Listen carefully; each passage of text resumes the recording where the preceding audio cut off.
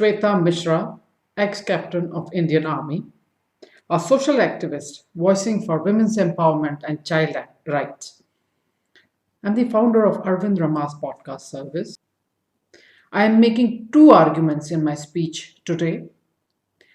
We should redistribute domestic work judiciously amongst genders. For that, we should begin from home. We should revisit the definition of GDP. Yes, redefine the methods of measurements of economic activity and include unpaid domestic work and childcare as legitimate work. Since the onset of coronavirus pandemic, both men and women have seen their unpaid workload increase. But women are taking the lion's share of these responsibilities in current times of crisis. It is a known fact that women have been bearing the brunt of extra childcare duties and unpaid domestic work across societies globally. World Economic Forum has also considered that the proportion of unpaid work per day is far higher for women than men globally. Therefore, I want to speak about these unpaid domestic work and childcare responsibilities mostly taken up by women, silently without getting their dues for it.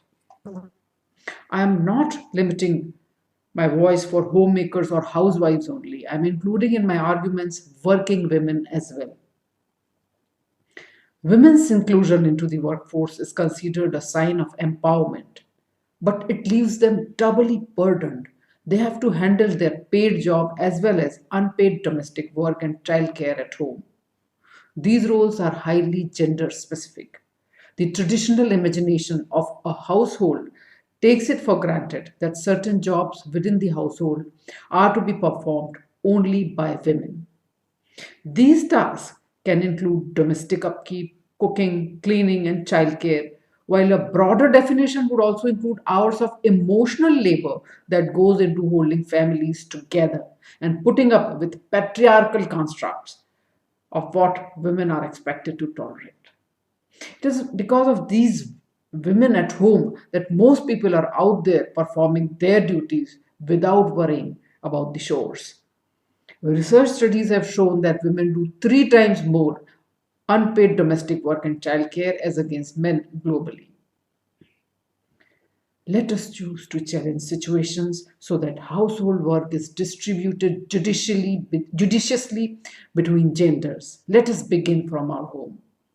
Now, regardless of hours of the day women put in this domestic labor, this work is often dismissed as set of daily chores and not accounted for in either the GDP or the employment matrix.